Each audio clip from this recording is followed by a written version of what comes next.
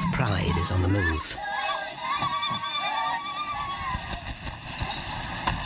Raptors hover over a withered carcass. But there is scent of fresher meat in the wind.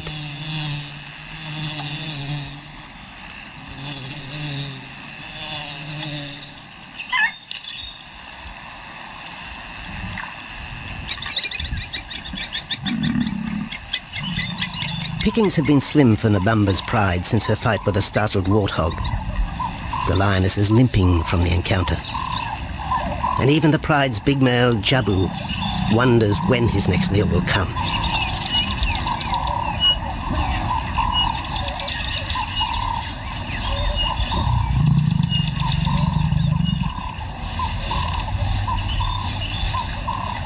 There's been no kill for 3 days, and Nabamba's cubs are hungry. Survival is tough across this tawny continent, and for the lions of Pinda Reserve, etched into the heart of Zululand, only those with speed and cunning will eat.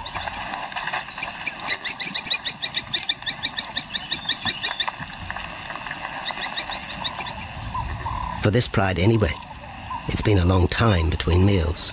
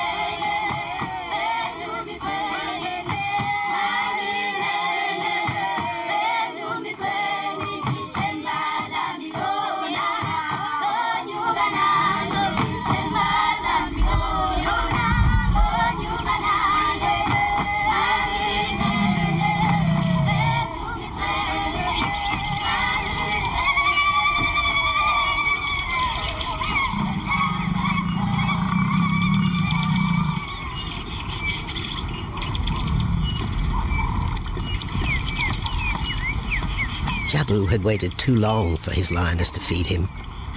Overnight, his stealth carried him into the path of a careless zebra. The rest of the herd is still skittish.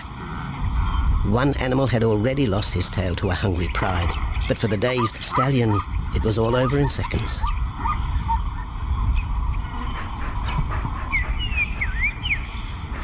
The big male watches his kill from a distance, exhausted by the chase, exhilarated by the sport.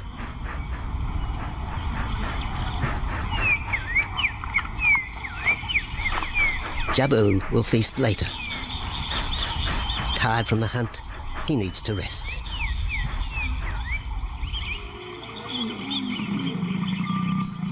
But his prey will be safe. Few scavengers will risk the sudden return of the Lion King.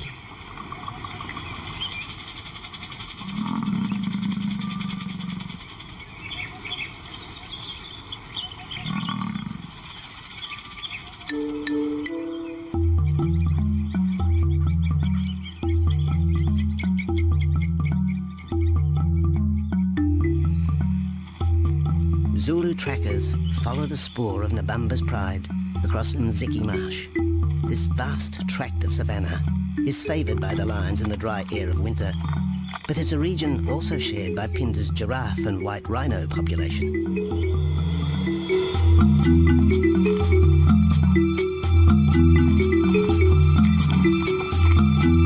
Through modern times, most of southern Africa's wildlife has been ravaged by hunting and habitat loss. Farmland, overgrazed and buffeted by domestic stock, has ripped the heart out of the original bush. The open, broad-leaved woodland, acacia bushveld, and wetland habitat had all but disappeared, taking with it the wildlife.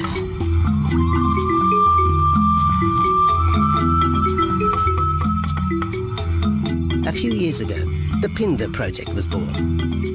17,000 hectares of farmland bought up in KwaZulu-Natal along South Africa's eastern seaboard. What followed was the largest game restocking program ever seen on the subcontinent.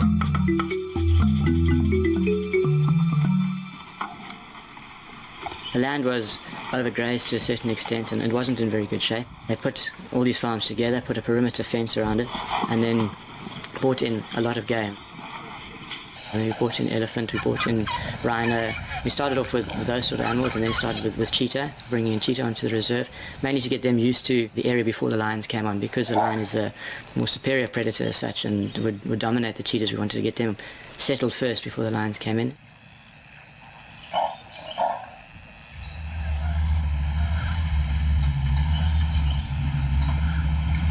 Andrew Lewis is habitat manager at Phinda, one of those committed to the restoration of southern Africa's ecosystem. Phinda is the Zulu word for return, and the aim of his company, Conservation Corporation Africa, is to return the land to its traditional wildlife and at the same time restore the habitat to its original state.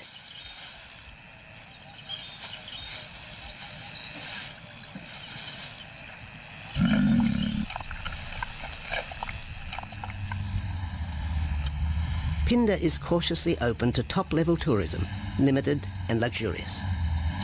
Dreams of extending the green frontier require funds, and the reserve's lion pride has already earned its keep.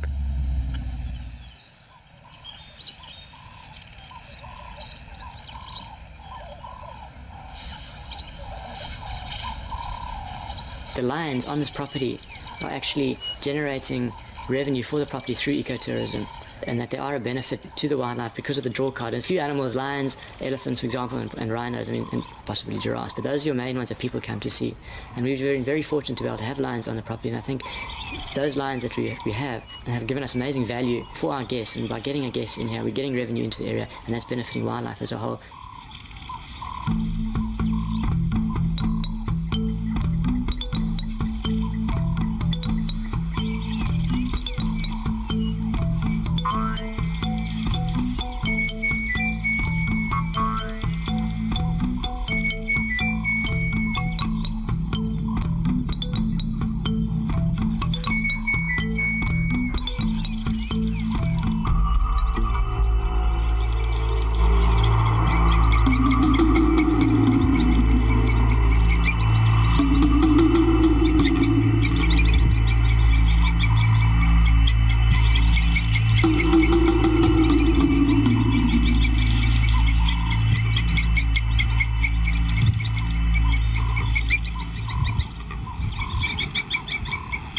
Jabu has returned to his kill. He licks the bloated carcass, but still there is no feeding. Lions will gloat over their prey, delaying the first bite until the meat ripens. For Jabu, the prospect of the meal is to be relished as much as the eventual feast.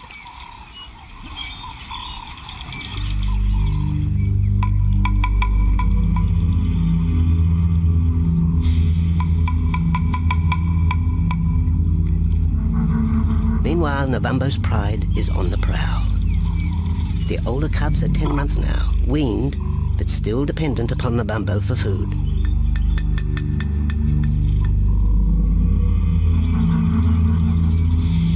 The cubs are learning to stalk, but they won't kill for another 6 months. Young male lions are usually ejected from the pride when they are about 2 years old. Fending for themselves, they form hunting groups with other isolated males. Nabambo's cubs aren't sure what to do with prey so close, but the lioness isn't far behind. Their time for hunting will come. Nabambo's 4-year-old daughter also lives with the pride. She is the mother of the group's youngest offspring, 7-week twins Umveli and Damana. The little cubs have been hidden since birth, and now stay close within the protective circle.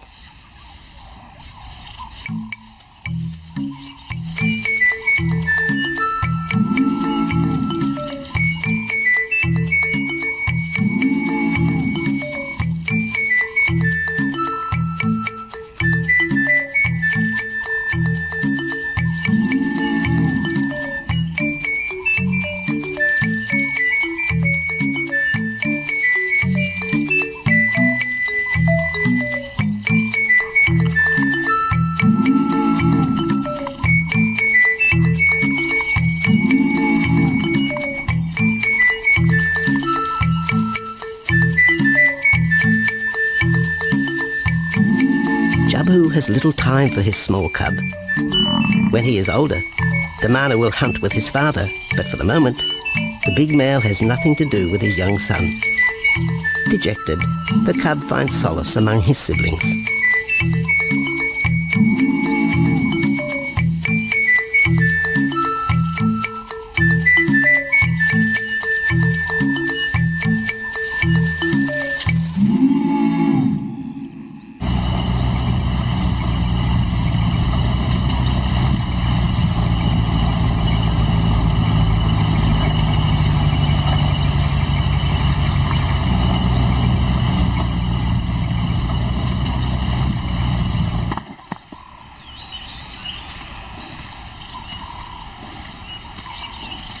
A young giraffe lies helpless in the grass.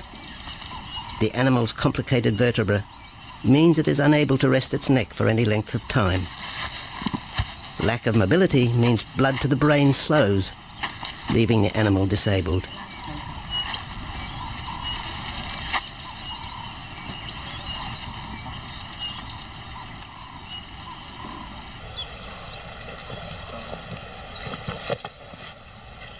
Efforts to lift the head fail, and rather than leave the giraffe vulnerable to predators, the young bull is shot by rangers.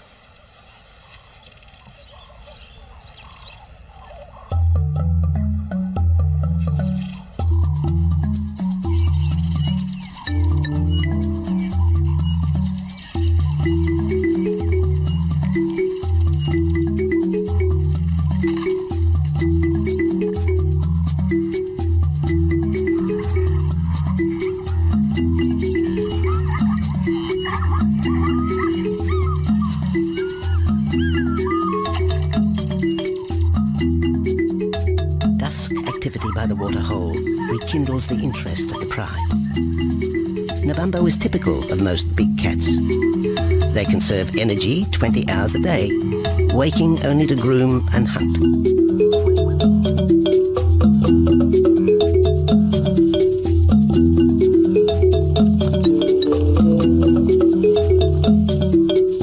The lioness shows little sign of her injured leg, but the tusks of the warthog have torn sinew and muscle, slowing her in the pursuit of prey.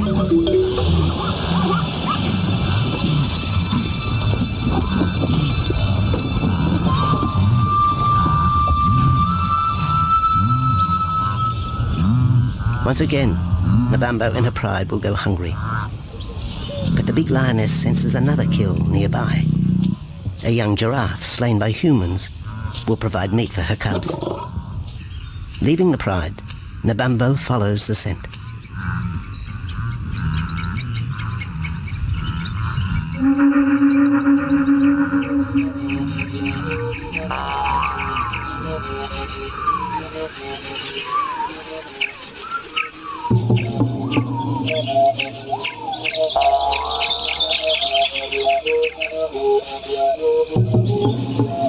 Left alone, the older cubs know the drill.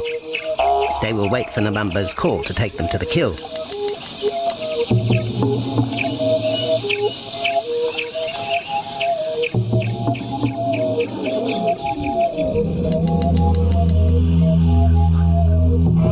The day moves into shadow. The cubs are restless and a little afraid.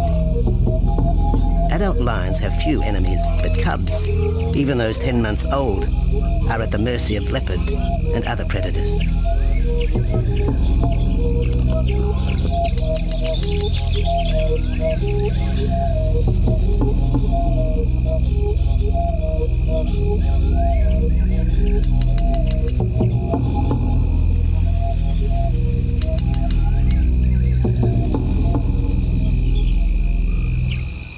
Nabambo has reached the kill, but her daughter is there first. Even though females hunt together, rivalry for the prey is fierce.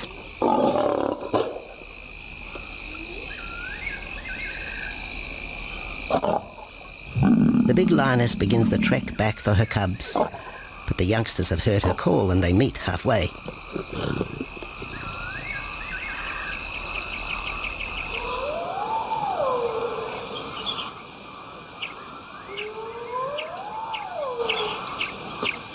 Nabambo settles herself in the long grass. The cubs are unfamiliar with her behaviour.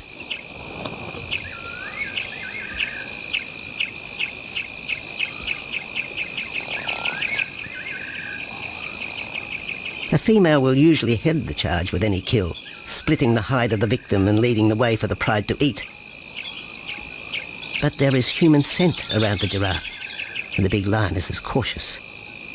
She watches her cubs, hidden, alert to any potential threat.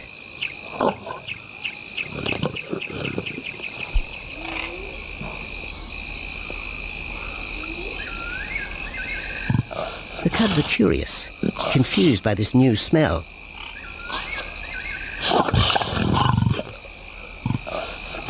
The lioness moves in for a final check, but she has already made up her mind. The carcass is tainted. There are foreign traces, a dangerous ambience. Instinct tells her this is not food fit for her cubs. Disappointed, Nabambo moves away, the scent of another night stalk already in the wind.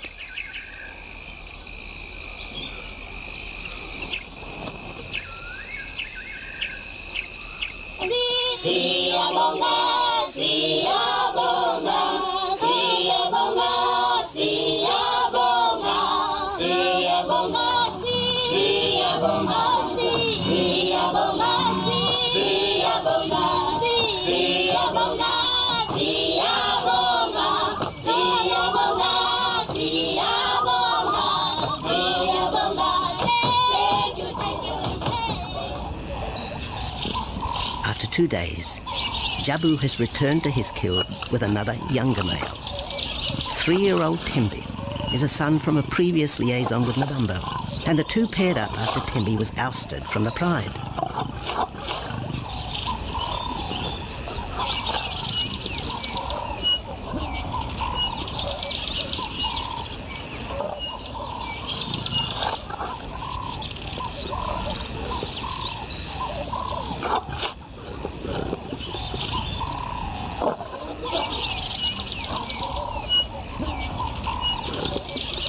Pride males are lazy and will gladly let the females track down prey. But the theory that males won't hunt is a fallacy. Any hungry male will hunt for himself when no free lunch is provided by the lioness, hyenas or other predators.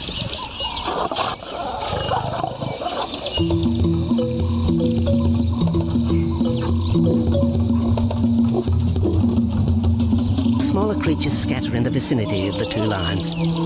There will be no hunting for a while. Bloated after the zebra kill, both males will sleep for the next day, oblivious of their surroundings.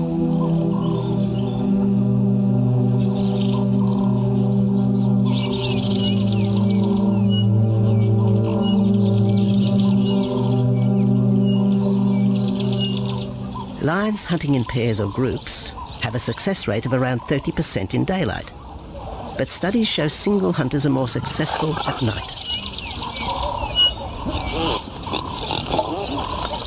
Lions are sociable cats, the only group to take part in communal hunts.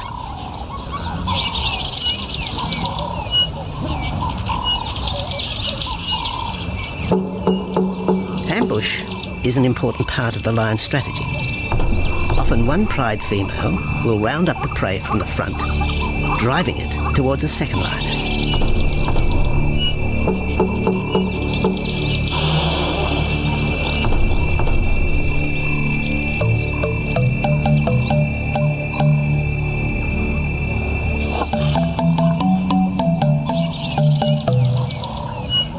As in most cases, the pride male will only get involved if he has to.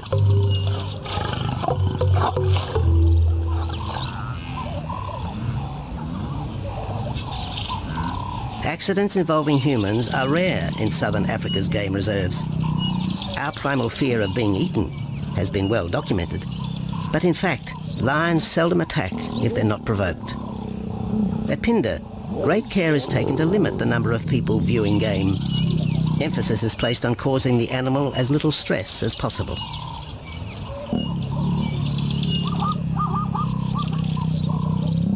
man isn't a part of their natural food source. They don't normally go out and hunt people. I think your lions are opportunists though, and I certainly think that if your lion is very hungry, under stress, I don't think they'll necessarily go out to hunt you down, but if you interfere with them, they'll certainly kill you. And there's a good chance they might eat you at the same time.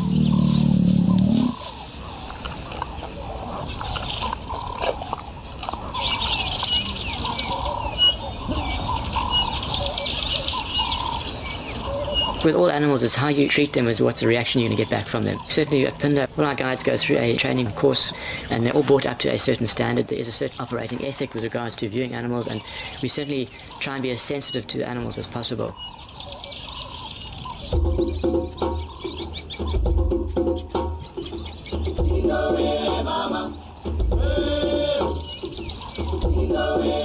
Cradled within the arms of the Ubomba Mountains and the Indian Ocean, Phinda covers one of the most diverse regions of Africa. Here are found 7 different ecosystems, from palm savanna and bushveld to rare sand forest and dense thorn bush, all restored from the pastoral belt which had swept down the east coast.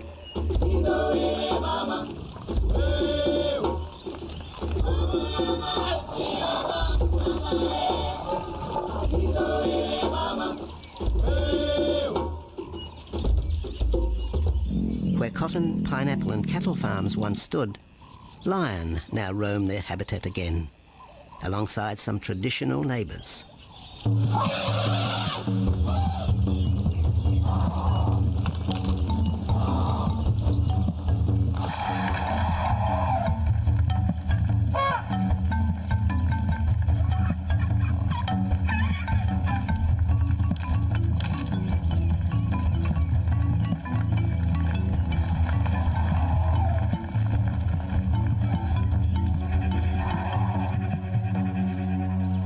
Phinda sees its responsibility to the region extending beyond restoration of habitat and wildlife.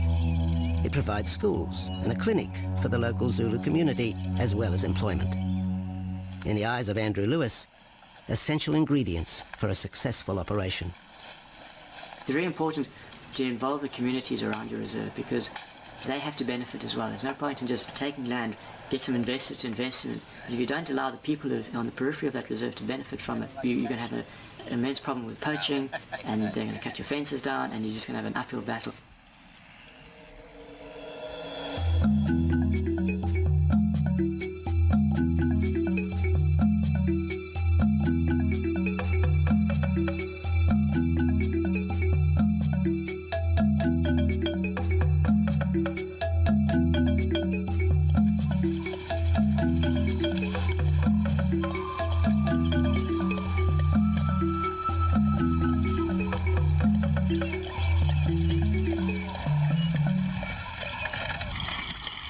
In 1992, the Phinda lions were among the first of the big 5 animals to be relocated to the reserve.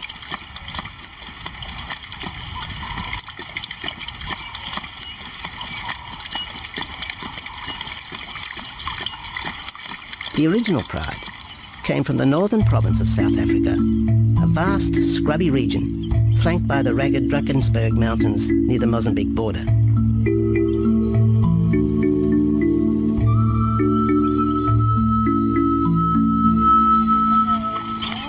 Peter Rogers helped round up Phinda's first pride, handling the lion's capture and subsequent move south. Today, he's head vet at the Hoedspruit Research and Breeding Centre for Endangered Species, overseeing its cheetah breeding program.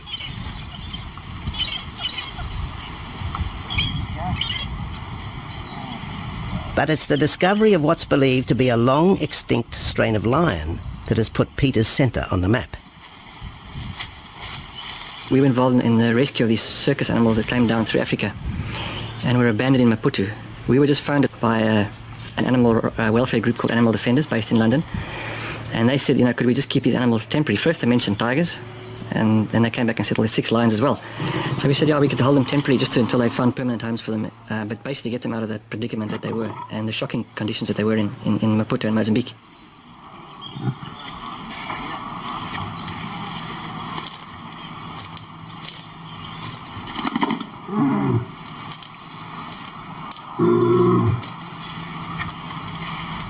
When the lions arrived at the breeding centre, Their size, pale colouring, and the male's thick black belly mane put them into the category of the Cape or Barbary lion, not seen in the wild since the early 1920s. A few still exist in captivity, and a male and female were brought to South Africa from an Italian zoo for breeding purposes. But attempts to mate Arcaf, the big male from the ill-fated Mozambique circus, with the Italian female are proving difficult.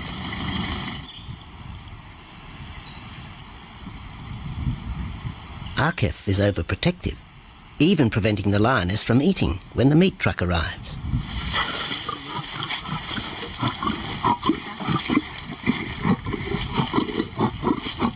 Finally, though, Sisi makes her breakthrough.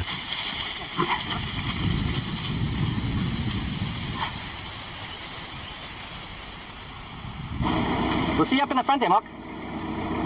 You're going to go to that sort of middle central area. Where are you going to go? In the next enclosure, Arturo, the Italian Barbary male, is about to be sedated. His attention to his sister Sisi through the fence is hampering mating efforts, and Peter Rogers is keen to move the big male. He shoots the dart into Arturo's rump.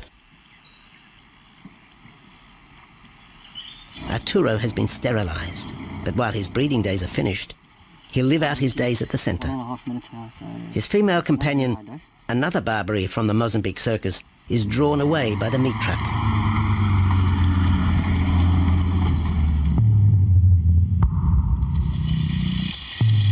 It's 20 minutes before the anaesthetic takes effect.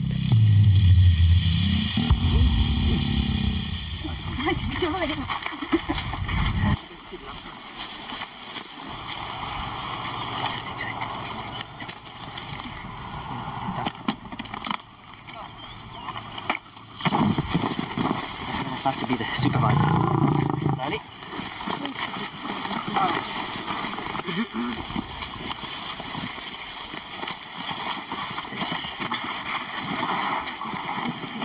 You need all your help at the bottom just to put him back into the cage, okay? One, two, three. Yeah.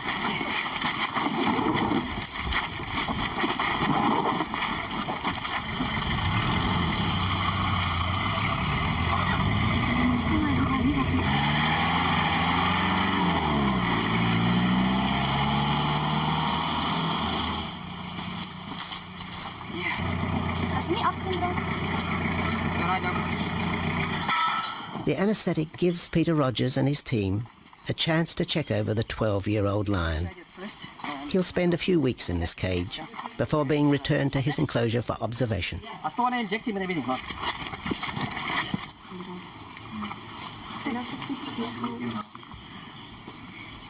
It's very exciting to be part of this project because they feel that there are perhaps not many Barbaries, if any, that are really pure, that are left even in captivity. They feel that over time other animals from other genetic bases are brought in. So there's a big project afoot at Oxford University to do the genetics. So that's just getting off the ground now.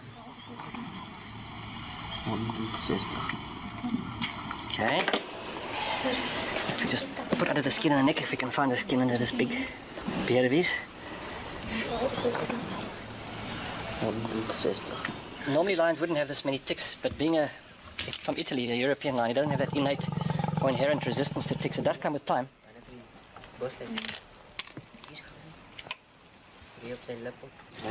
Like a bit of a bit like this. What we can do is put him in there and roll him over inside there. Immediate term now is to get these ones to breed.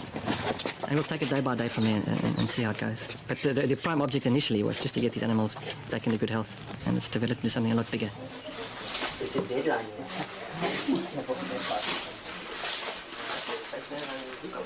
yeah.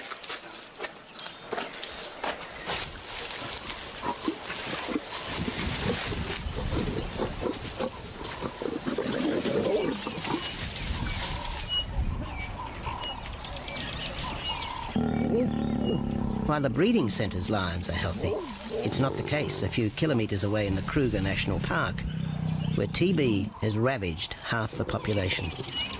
Infected buffalo have been blamed for the outbreak, primarily in the south of the park, and attempts are being made to fence off the diseased area.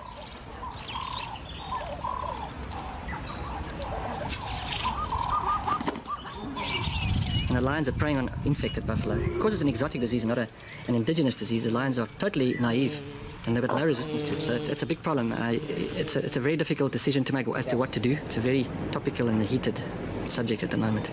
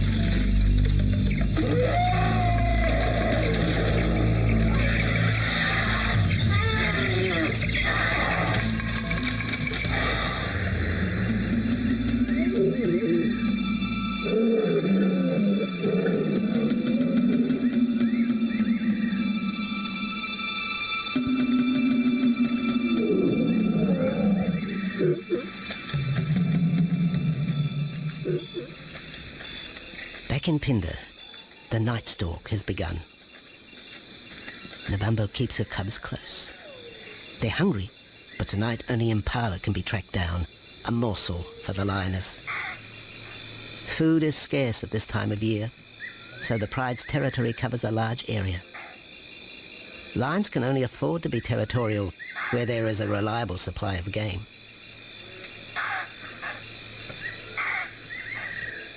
Jabu wants to mate. He's been with his pride for nearly a year now.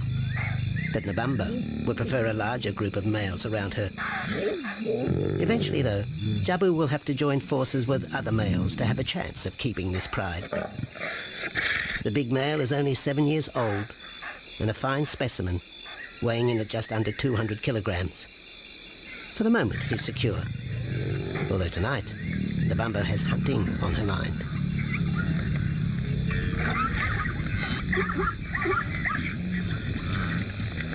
The cubs follow in the lioness's wake.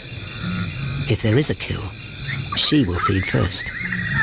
Often, weak cubs lose out to a hungry mother.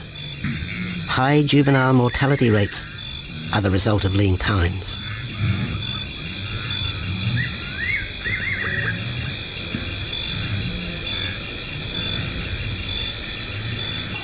Jabu has had enough. He's been walking for hours.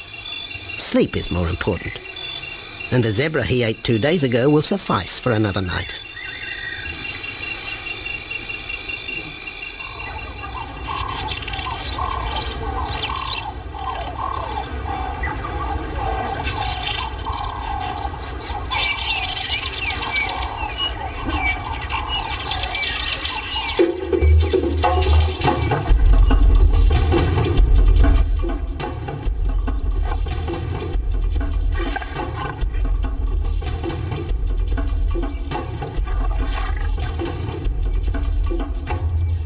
Nabambo has made a kill, a young Nyala buck. It's been 3 days since the pride is eaten, and this will provide meat for them all. But the lioness will eat first.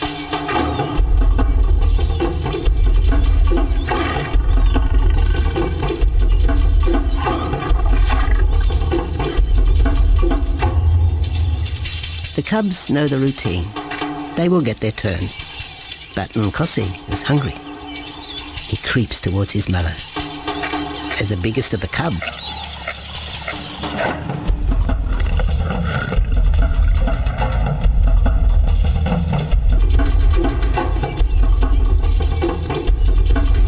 Nkosi watches. A lioness can eat more than 20 kilograms in a single sitting. This could be a long wait for the little cub. Nkosi approaches the kill cautiously. Sometimes a lioness will turn on her cubs, but today Nabambo is pleased with her efforts.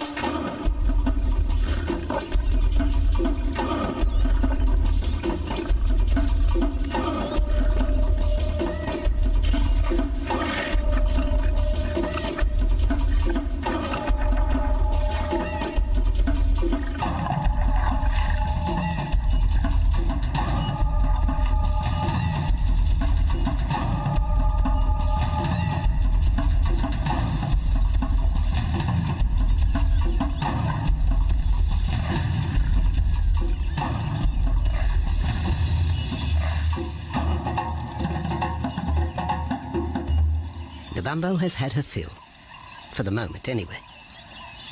Lions never eat the stomach of a kill. She will bury it before dragging off the carcass. This way, hyenas and other predators are thrown off the scent. The evidence has been buried. The carcass is no more.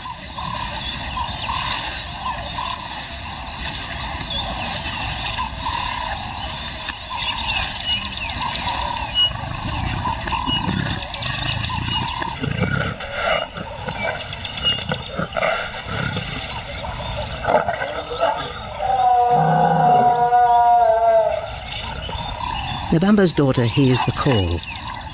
It is the second this morning. The first was the strangling cry of the Nyala as Nabambo broke the young buck's back. There was no struggle. The big lioness is a seasoned hunter.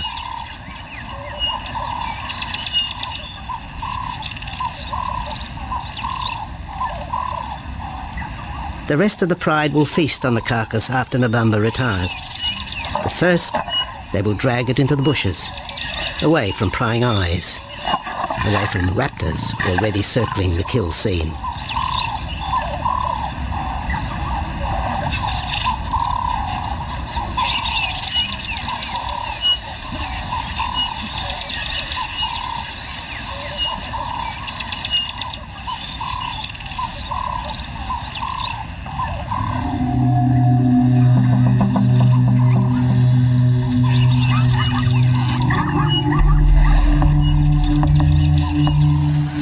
Kill has created a nervous edge.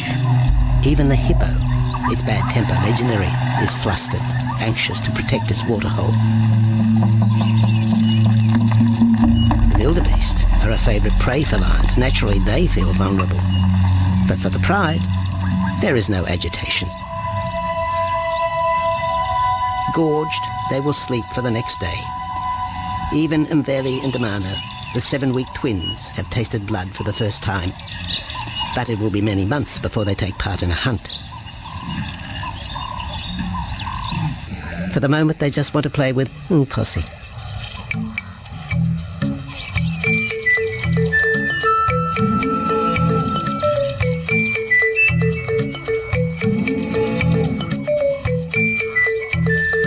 The older cub is beginning to take on the shaggy mane of the bigger males. Within 18 months, he will be hunting with them, competing for his own pride. In the meantime, though, he has to contend with his young siblings.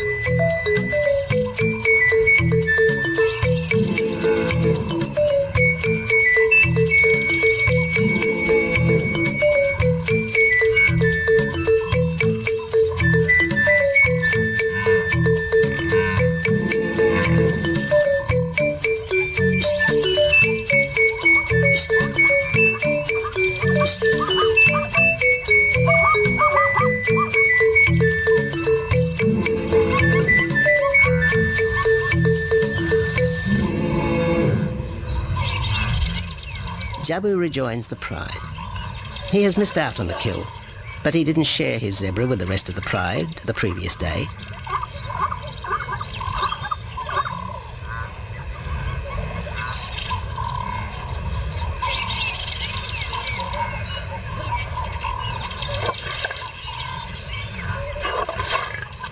A half-hearted attempt at mating, but the big lion's attention is drawn to a curious onlooker. With the pride so close, the giraffe won't be sitting for long. Drinking and sitting is when they are at their most vulnerable.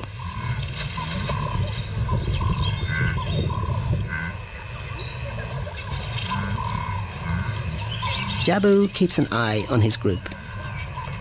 Pride takeovers by other males are common, and savage fights can occur between the pride male and the intruder. If a takeover is successful, the new male will usually kill all the suckling young of his former rival. When a nursing mother loses her cubs, she comes into heat within a few weeks. The normal interval between cubs is about 2 years, with a gestation time of 3 to 4 months.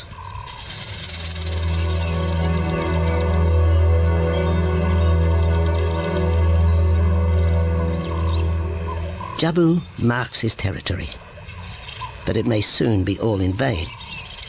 A fresh infusion of lion genes is necessary to avoid the effects of long-term inbreeding. It's likely Jabu and his son Tembi will be swapped for males from another game reserve. This will broaden the bloodlines of future lions and avoid the genetic risks currently facing the pride at Phinda.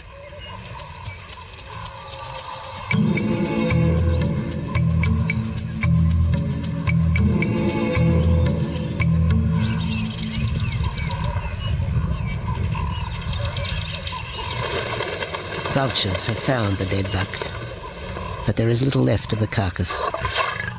November and her pride have eaten. The big lioness tries to dislodge Nyala fur from her teeth. Tomorrow, the next day, there will be another kill. November's cubs will grow up strong.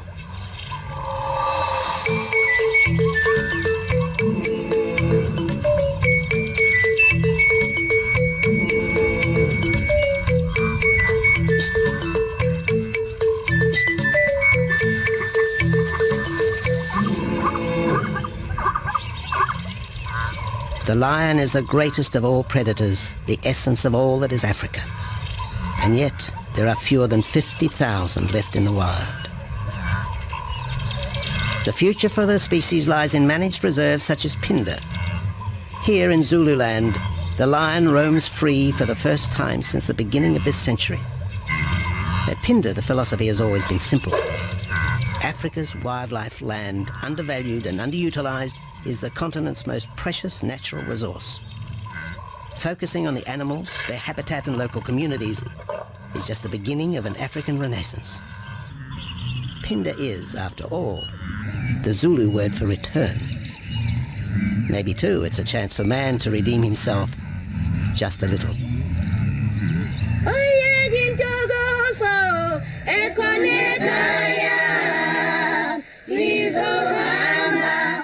Hallelujah.